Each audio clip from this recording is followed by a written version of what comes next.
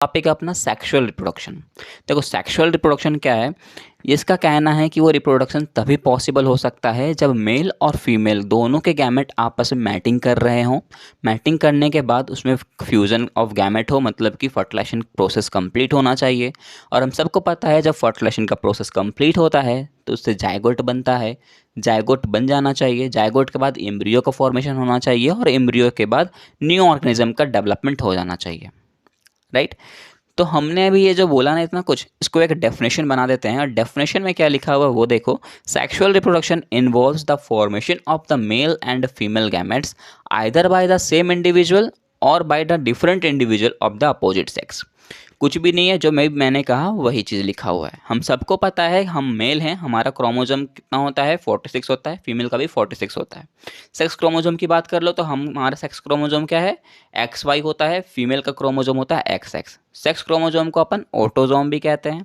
तो एक तरह से ये अपोजिट सेक्स ही तो हुआ, एक मेल है तो एक फीमेल है, तो दोनों अपोजिट सेक्स हैं। तो सेक्सुअल रिप्रोडक्शन में दोनों अपोजिट सेक्स के होने के बाद ही ये सेक्सुअल रिप्रोडक्शन कंप्लीट हो सकता है। अब ये जो न्यू ऑर्गेनिज्म बना है ना, ये इसका डेवलपमेंट भी तो होगा, राइट। ये जो न्यू ऑर्गेनिज्म बन गया उसका डेवलपमेंट भी करते हैं। डेवलपमेंट कैसे होगा, ग्रोथ होगा तो डेवलपमेंट होगा।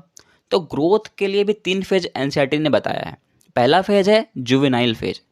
जुवेनाइल फेज कब कहते हैं, उस फेज को कहेंगे जब वो जो बच्चा है वो 0 से 18 के अंदर हो, उस फेज को कहते हैं जुवेनाइल फेज। मतलब वो जो है वो अभी मैच्योर नहीं हुआ है, अंडर ऑफ मैच्योरेशन फेज है, राइट। अब ये जब 18 क्रॉस कर जाएगा तो उस फेज को कहेंगे रिप्रोडक्टिव फेज, कि अब वो जो भी ऑर्गेनिज्म था वो अब रिप्रोडक्टिव फेज के अंदर आ चुका है, वो रिप्रोडक्शन को अराइज कर सकता है। लास्ट फेज आता है मैच्योरेशन फेज, कि उस फेज को कहते हैं कि अब वो मैच्योर हो चुका है, वो पूरी लाइफ को जी चुका है, वो लगभग देखा जाए तो 45 प्लस आ जाते हैं वो, राइट। जिसको अपन डेथ फेज भी बोल सकते हैं, क्योंकि उसके पास क्या होता है, इंसान मर जाता है।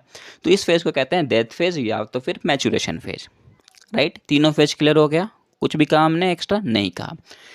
सेक्सुअल रिप्रोडक्शन जो होता है ना, ये एसेक्सुअल रिप्रोडक्शन के मुकाबले बहुत स्लो प्रोसेस होता है। क्यों होता है, क्योंकि हमें पता है एक बेबी को बोर्न होने में 9 मंथ का टाइम लगता है। उस 9th मंथ को हम बोलते हैं गैस्ट्रेशन पीरियड। क्या कहते हैं, गैस्ट्रेशन पीरियड। देखो कभी भी आपको कोई अब पूछेगा ना कि यार डिलीवरी होने में 9 मंथ का टाइम लगता है तो उस पीरियड को क्या कहेंगे, तो आप बता सकते हो कि गैस्ट्रेशन पीरियड कहते हैं।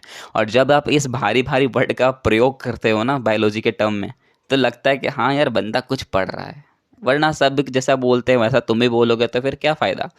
तो ये इस टर्म को हमने बता दिया, क्या कहते हैं, गैस्ट्रेशन पीरियड कहते हैं।